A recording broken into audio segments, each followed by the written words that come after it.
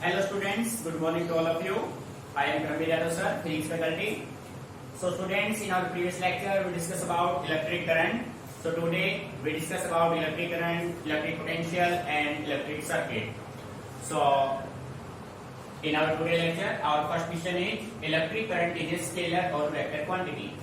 प्यारे बच्चों क्वेश्चन को अच्छे से रीड करना है, फिर उसके आंसर को आप इम्प्लीमेंट कीजिए. Electric current is a scalar और वेक्टर क्वांटिटी. ठीक है. अब प्यारे बच्चों आपको बस सबसे पहले क्या देखना है, स्केलर और वेक्टर. ठीक है. जैसा कि आप सभी जानते हैं, आपने अभी तक 10th तक ये स्टडी किया है कि अगर किसी फिजिकल क्वांटिटी में ओनली मैग्नीट्यूड होता है तो वो क्या होगा, स्केलर होगा. मैग्नीट्यूड के साथ साथ उसमें डायरेक्शन हो तो कैसा क्वांटिटी होगा, वेक्टर. अब देखो इलेक्ट्रिक करंट की आप बात करें तो बेटे इलेक्ट्रिक करंट में मैग्नीट्यूड भी होता है और इलेक्ट्रिक करंट में डायरेक्शन भी होता है. अब इलेक्ट्रिक करंट में मैग्नीट्यूड है, डायरेक्शन दोनों चीजें हैं, तो इसका मतलब ही कैसा क्वांटिटी होना चाहिए, इलेक्ट्रिक करंट आपका वेक्टर होना चाहिए.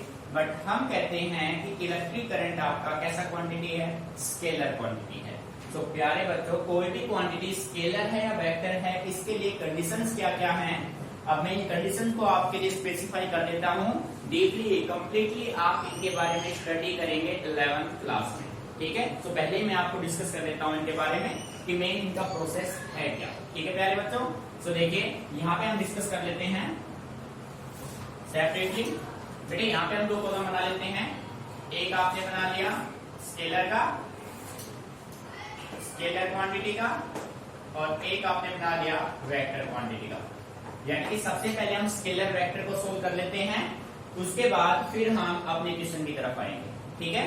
सो प्यारे बच्चों फर्स्ट पॉइंट पे अगर हम बात करें तो आप ये कह सकते हो स्केलर क्वांटिटी वो होंगे तो quantity which have only magnitude. भाई जिनके पास ओनली मैग्नीट्यूड हो वो सभी क्वांटिटी कैसे होंगे, स्केलर होंगे. नहीं समझ में आ रहा है प्यारे बच्चों. फर्स्ट इसमें आप कह सकते हो magnitude as well as direction. भाई मैग्नीट्यूड के साथ अगर डायरेक्शन भी है तो क्वांटिटी आपका कैसा होगा, वेक्टर होगा. ठीक है. अब प्यारे बच्चों सोचने वाली बात ये है कि मैग्नीट्यूड और डायरेक्शन से क्या अपना काम चल जाएगा. अब हमने इलेक्ट्रिक करंट का ही एग्जांपल लिया. इलेक्ट्रिक करंट को आपने यूज किया. इलेक्ट्रिक करंट में मैग्नीट्यूड के साथ डायरेक्शन के आपको अच्छे से क्लियर है. हम प्रॉपर्टीज में डिस्कस कर चुके हैं. Electric current flow from positive charge to negative charge outside the circuit and electric current flow from opposite to the direction of electron. अगर इलेक्ट्रॉन का डायरेक्शन बैकवर्ड है तो करंट का डायरेक्शन फॉरवर्ड होगा. सो प्यारे बच्चों आपने ये दोनों रूल यहाँ पे फेल हो गए, क्योंकि इलेक्ट्रिक करंट का डायरेक्शन है, डायरेक्शन होने के बाद भी हम उसको कैसा क्वांटिटी मान रहे हैं, स्केलर. क्यों, अब आपको डीपली बताते हैं. बेटे इसके पीछे दो रूल, दो कारण और होते हैं, टू कॉजेज और हैं. सेकंड आपका ये है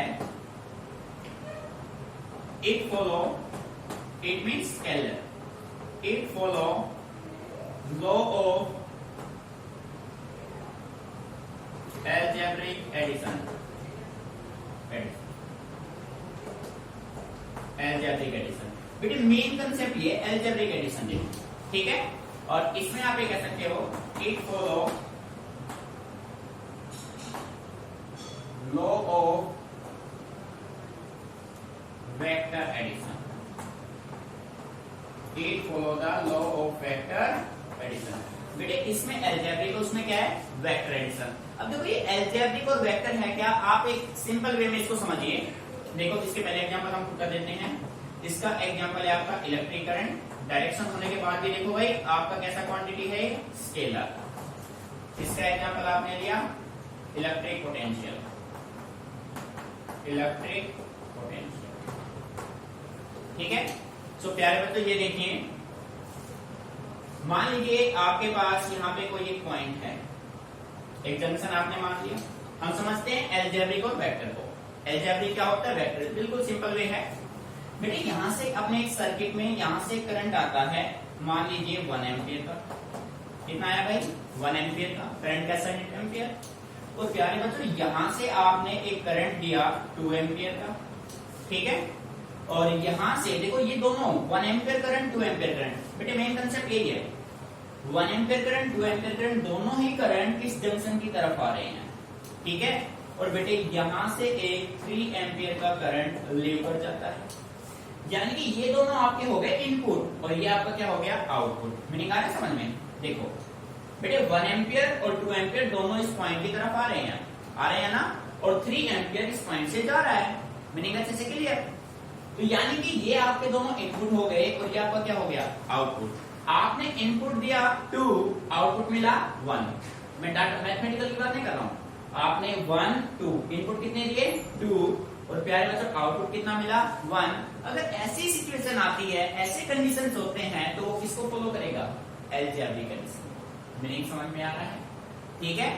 सेकंड कंडीशन वेक्टर को समझते हैं। बेटे आप मान लीजिए कि आपके पास यहाँ पे एक चार्ज रखा है Q0, मान लिया, ठीक है। एक चार्ज यहाँ पे है Q1, एक चार्ज यहाँ पे है Q2। अब भाई हमें है ना Q1 और Q2 दोनों के इफेक्ट कहाँ पे चेक करने हैं? Q0 पे चेक करने हैं। तो प्यारे बच्चों मान लीजिए Q0 की वजह से यहाँ पे पोटेंशियल आया V1 और यहाँ पे पोटेंशियल कितना आया V2। बात समझ आ रही है? भाई Q1 से Q0 पे पोटेंशियल कितना आया V1, Q0 पे Q2 की वजह से पोटेंशियल कितना आया V2। प्यारे बच्चों आपने ये दोनों आपके क्या है इनपुट और ये दोनों क्या है आउटपुट, यानी कि आपने जितने इनपुट दिए सेम आपको क्या मिले आउटपुट। भाई 1 2 1 2 इनपुट आउटपुट दोनों सेम है, इसका मतलब ये कौन से एडिशन को फॉलो करेगा? Vector addition. मीनिंग समझ में आ रहा है? ठीक है प्यारे बच्चों, क्लियर? अगर बेटे जितने इनपुट उतने ही आपको आउटपुट मिले, मैथमेटिकल में नहीं, देखो मैथमेटिकल में तो आपके रिजल्ट सेम आ रहे हैं, आपको वैसे देखना है इनपुट आउटपुट दोनों सेम है तो वेक्टर एडिशन है।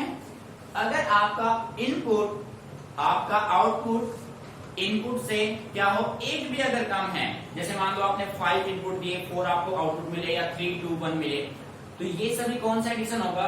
प्यारे बच्चों ये होगा algebraic addition. Algebraic addition. Meaning आया समझ में? सो प्यारे बच्चों अपने इलेक्ट्रिक करंट कौन सा लॉ फॉलो करता है? Algebraic addition. सो इसी वजह से ये कैसा क्वांटिटी है? ये स्केलर क्वांटिटी है। मीनिंग आ रहा है समझ में? बेटे इसके अलावा एक पॉइंट और है जो किसी भी फिजिकल क्वांटिटी को स्केलर या वेक्टर आइडेंटिफाई करने में हमारी हेल्प करता है, और वो पॉइंट आपका होता है थर्ड पॉइंट होगा बेटे, एक होता है dot product. Dot product, dot product. भाई डॉट प्रोडक्ट का मतलब ये होगा कि किन्हीं दो फिजिकल क्वांटिटी के बीच में एक डॉट लगा होगा। जैसे कि आपने लिया, जैसे बेटे वर्क डन अपना क्या होता है? वर्क अपना होता है फोर्स F डॉट ds। तो यहाँ पे डॉट है ना, जब आप डायरेक्शन को रिप्लेस करेंगे तो यहाँ पे आप यूज करेंगे F ds, यहाँ पे हटा देंगे इसको cos थीटा, ठीक है। तो प्यारे बच्चों जहां पे डॉट होगा ना, जैसे आप डायरेक्शन को रिप्लेस करेंगे तो वहां पे क्या लग जाएगा? cos थीटा लग जाएगा। Meaning clear? ऐसे ही अगर हम बात करें तो यहाँ पे होता है क्रॉस प्रोडक्ट। Cross product. और प्यारे बच्चों इसमें जो क्रॉस प्रोडक्ट की अगर हम बात करें तो आप कह सकते हैं टॉर्क होता है tau equal to F cross R, और जब आप इसको रिप्लेस करेंगे ना तो ये बनेगा F R साइन थीटा।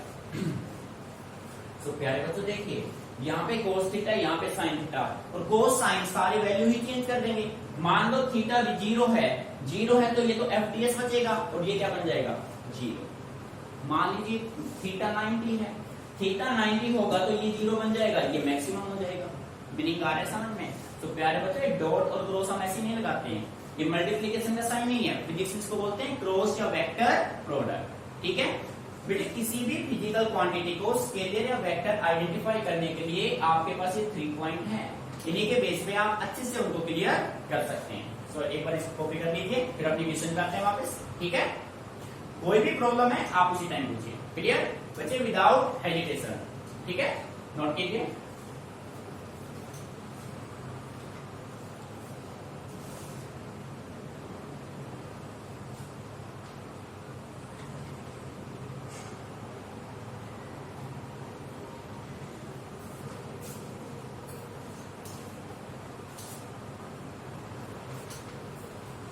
सो प्यारे बच्चों अब अपने क्वेश्चन पे आते हैं, आंसर पुट करते हैं। देखो पेन सभी का स्टॉप हो, ठीक है, कंप्लीट फोकस बोर्ड पे।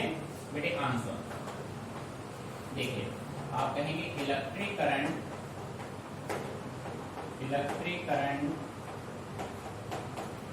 Is a scalar quantity. Electric current is a scalar quantity. भाई क्यों है? बिकॉज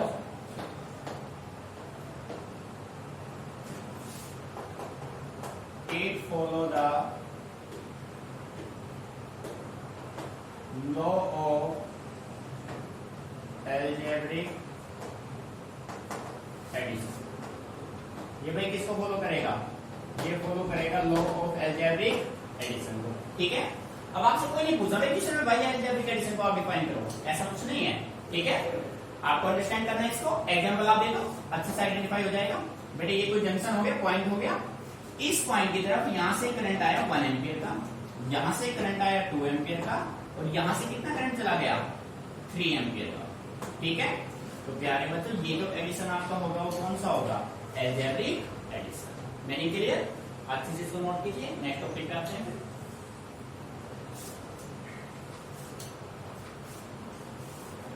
तो प्यारे बच्चे साइड पर आप कर रहे हैं, ठीक है।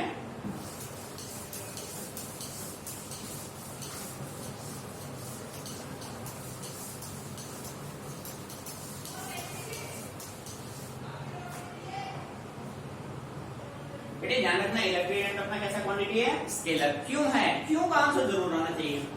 बेटे साइंस का मतलब ये है आपको क्यों का मेन आंसर पता हो। क्यों अगर आपको पता है तो फिर आपको कोई प्रॉब्लम नहीं है, ठीक है। तो प्यारे बच्चों इसको रख किया जा रहा है। अपने नेक्स्ट टॉपिक पे आते हैं।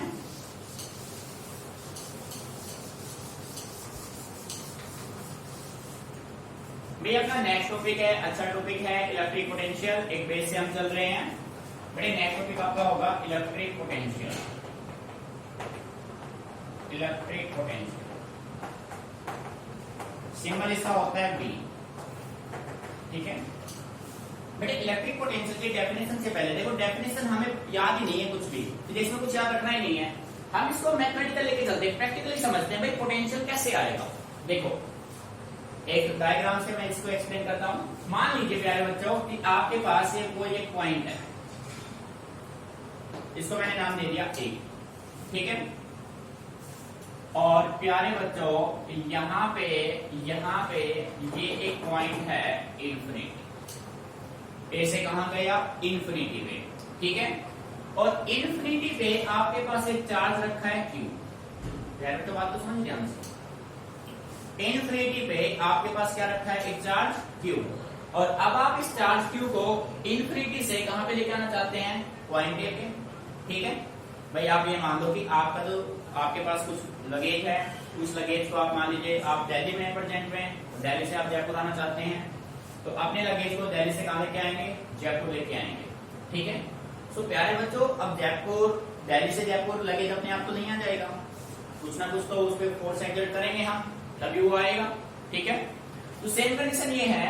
अब ये अपना क्यू जो चार्ज है ना, ये अपना लगेज हो गया भाई, ये दिल्ली से जयपुर आना चाहता है, तो दिल्ली से जयपुर कैसे आएगा? हम उसको लेके आएंगे तब आएगा। हम उसको लेके आएंगे इसका मतलब उस पर कुछ फोर्स एक्सर्ट करेंगे, और लेके आ रहे हैं तो वो क्या कर रहा है? वो डिस्प्लेसमेंट कवर कर रहा है, ठीक है। सो प्यारे बच्चों जब इस पे चार्ज आप एक्सर्ट करोगे ना, फोर्स एक्सर्ट करोगे ना, तो ये अपने आप को क्या करेगा? ये इस साइड अपने आप को क्या करेगा? डिस्प्लेस करेगा, अपने आप को क्या करेगा? डिस्प्लेस। अब आपको अच्छे से क्लियर है, किसी भी ऑब्जेक्ट पे आप फोर्स लगाओ, फोर्स लगाने से ऑब्जेक्ट आपका क्या हो? Displace, then work is said to be done. Meaning clear?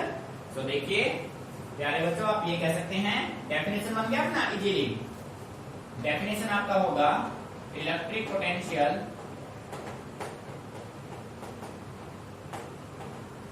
Eight a point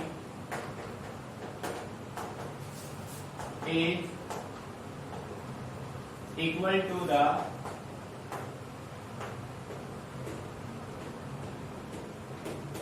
amount of work done in moving a charge from a point A to B. Infinity, symbol यहां पे put कर लीजिए, infinity to that point, और प्यारा तो point आपके पास क्या है, ए। नहीं समझ में आ रहा है भाई? आपने क्या किया, आपने इस चार्ज क्यू को इन्फिनिटी से पिक किया और इन्फिनिटी से आप कहां पे लेके आए, ए पे। ठीक है, आप यहाँ पे इसको एक और नेगलेक्ट भी कर सकते हैं। ठीक है, पॉइंट आपके पास कोई भी हो सकता है। तो बच्चे डेफिनेशन रखनी नहीं है, समझ के चलना है। किसी भी पॉइंट पे इलेक्ट्रिक पोटेंशियल क्या होगा, इस पॉइंट पे आपने निकाला, ये वर्क डन के बराबर होगा, और वर्क डन किस पे होगा, चार्ज पे। सो मैथमेटिकली आप कह सकते हैं V is equal to electric, mathematical लिख लेते हैं भाई, ऐसे लिख लेते हैं थ्योरेटिकल पहले, electric potential is equal to amount of work done,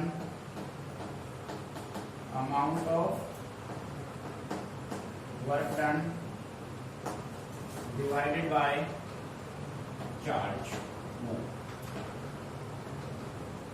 कितना चार्ज आपने मूव किया। तो प्यारे तो मैथमेटिकल क्या होगा, पोटेंशियल का भी वर्क अपॉन चार्ज क्या होगा आपका, क्यू, या इसको स्मॉल क्यू से भी रिप्रेजेंट कर सकते हैं। मीनिंग आ रहा है समझ में? ठीक है प्यारे बच्चों, अब इसी के बेस पे देखो बेटे, डेफिनेशन में कोई प्रॉब्लम, इसी के लिए एवरीवन। अब देखो बेटे, इसी के बेस पे आप बना देंगे इसका असाइनमेंट। अब देखो असाइनमेंट दो होते हैं, थ्योरेटिकल और एक मैथमेटिकल आप निकालोगे।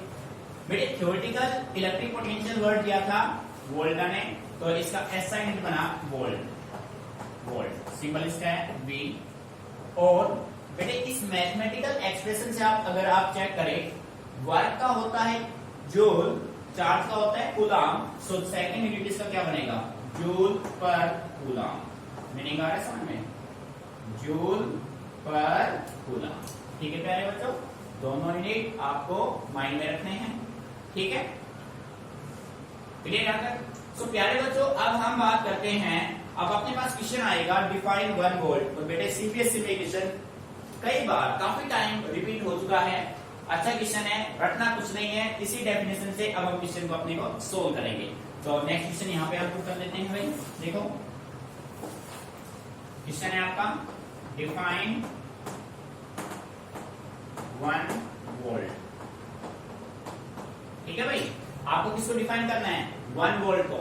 सो प्यारे बच्चों देखो, इस मैथमेटिकल रिलेशन से हम कंप्लीट 1 वोल्ट को इजीली सोल्व कर देंगे। कैसे, as we know that V is equal to W by Q। So प्यारे बच्चों, V पोटेंशियल है, सो पोटेंशियल का क्या होगा, 1 volt is equal to 1 joule divided by 1 coulomb. ठीक है भाई, 1 volt is equal to 1 joule upon 1 coulomb. So प्यारे बच्चों, आप ये कह सकते हैं the electric potential at a point is said to be 1 volt when a work of 1 joule is to be done in moving a charge of 1 coulomb from one point to another या infinity to that point। बात समझ आ रही है? देखिए बेटे, अगर यहाँ पे चार्ज की वैल्यू क्या हो गई, 1 कूलम। अगर आप इस 1 कूलम चार्ज को इन्फिनिटी से किसी अनदर पॉइंट से पिक करते हैं, और पिक करके कहां पे लेके आएंगे, किसी दूसरे पॉइंट पे, और कितना वर्क हो आपका, 1 जूल, तो उसका पोटेंशियल कितना हो जाएगा, 1 वोल्ट। मींस 1 कूलम के चार्ज को मूव करने में आपने कितना वर्क किया, 1 जूल, तो कंप्लीट पोटेंशियल कितना बन गया, 1 वोल्ट।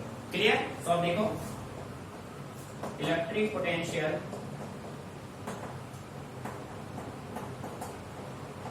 बेटे समझना है, रटना नहीं गलती से भी। Electric potential at a point is said to be 1 volt when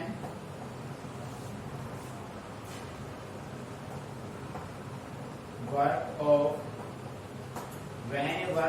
1 joule is to be done in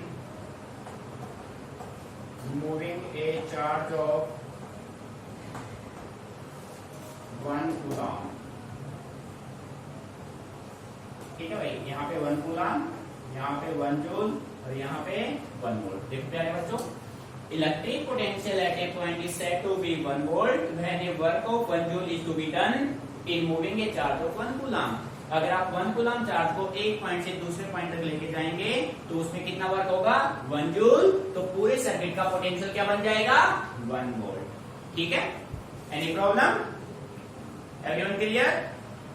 good. So students, note it down, if any problem then ask me. पहले तो रटना नहीं, गलती से भी चीजों को समझ के चलना है। ठीक है, कॉपी कीजिए इसको, नेक्स्ट टॉपिक पे आते हैं।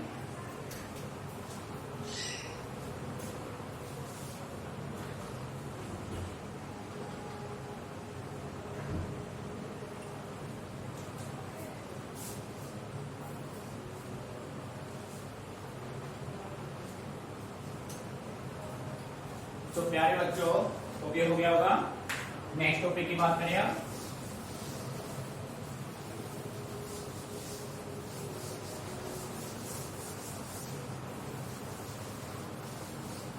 प्यारे बच्चों, अपना जो नेक्स्ट टॉपिक होगा वो आपका होगा इलेक्ट्रिक पोटेंशियल डिफरेंस। ठीक है भाई, इलेक्ट्रिक पोटेंशियल डिफरेंस। इसको मान लेते हैं 2 पॉइंट है, वी ए पे मान लेते हैं electric potential difference V A. ठीक है,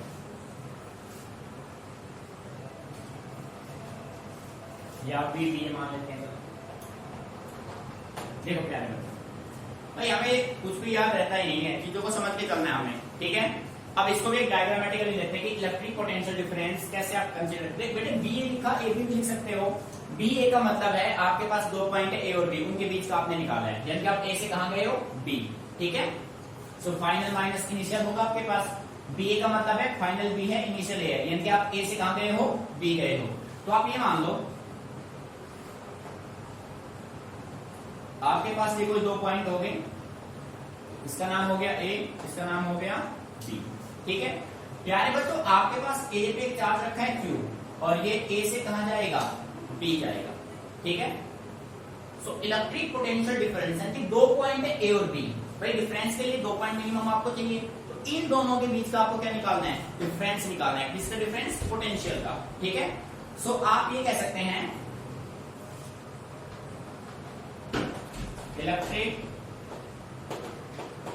पोटेंशियल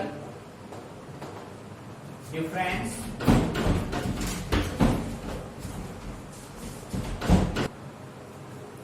तो बच्चों देखिए, electric potential difference between 2 points A and B is the amount of work done in moving a unit charge from point A to B। ठीक है बच्चों, भाई हमने पॉइंट ए से पॉइंट बी तक यूनिट चार्ज क्यू को move कराया। ठीक है, सो आप ये कह सकते हैं VP A is equal to work आपने कहां से कहां तक किया बेटे? ए से बी, और किस पे किया? क्यू पे। Any problem? बेटे देखो, पोटेंशियल आपका क्या होगा? Final minus initial. वर्क आप कहां से कहां करोगे? ए से कहां जा रहे हो? बी, ए टू बी, और किस पे किया? चार्ज पे। तो ये आपका होगा इलेक्ट्रिक पोटेंशियल डिफरेंस। सो अच्छे से इसको नोट कीजिए। ठीक है, फिर कोई प्रॉब्लम हो पूछिए आराम से।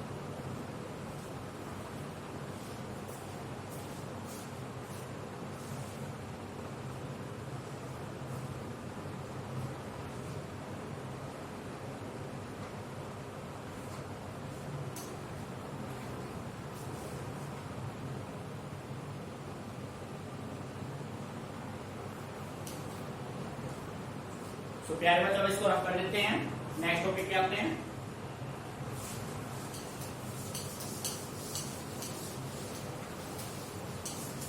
बेटे अब सोचने वाली बात ये है कि भाई इलेक्ट्रिक पोटेंशियल को हम कहते हैं भाई किसी बैटरी का पोटेंशियल 2 वोल्ट है, 5 वोल्ट है, 10 वोल्ट है, 12 वोल्ट है, तो आप उसको कैसे कंसीडर करते हैं? ठीक है बेटे, इलेक्ट्रिक पोटेंशियल को मेजर करने के लिए हमने एक इंस्ट्रूमेंट बनाया, एक डिवाइस बनाया जिसको हमने नाम दिया volt meter, right? So now our next topic is volt meter. Volt meter, ठीक है। So first point, volt meter is a device which is used to measure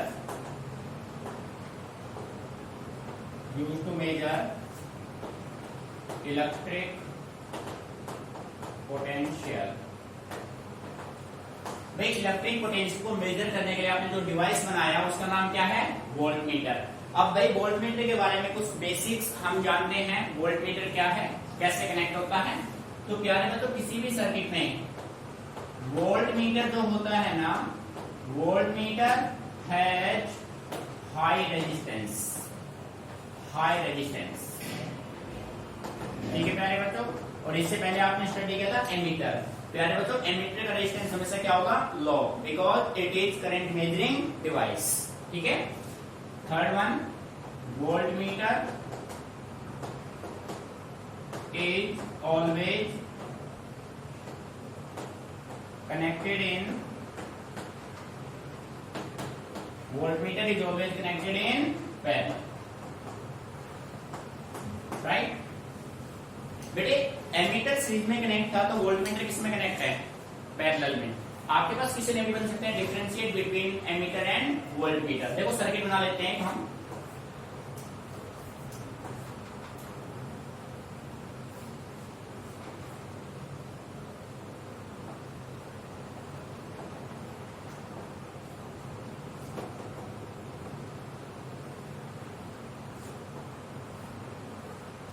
प्यारे बच्चों, ये अपने पास हो गया, रेजिस्टेंस नहीं है भाई, ये कंडक्टर मान लिया हमने। क्या मान लिया? कंडक्टर, ठीक है।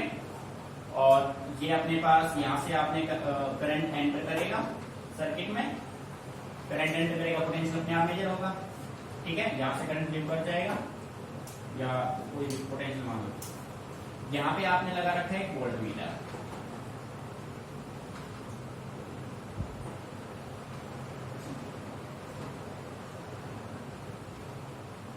ये हो गया नीडल, पॉइंट हो गया, ये आपका हो गया नीडल जो डिफ्लेक्शन देगा, ठीक है। अब यहाँ पे रीडिंग्स हैं 1 2 3 4, ये सभी क्या है?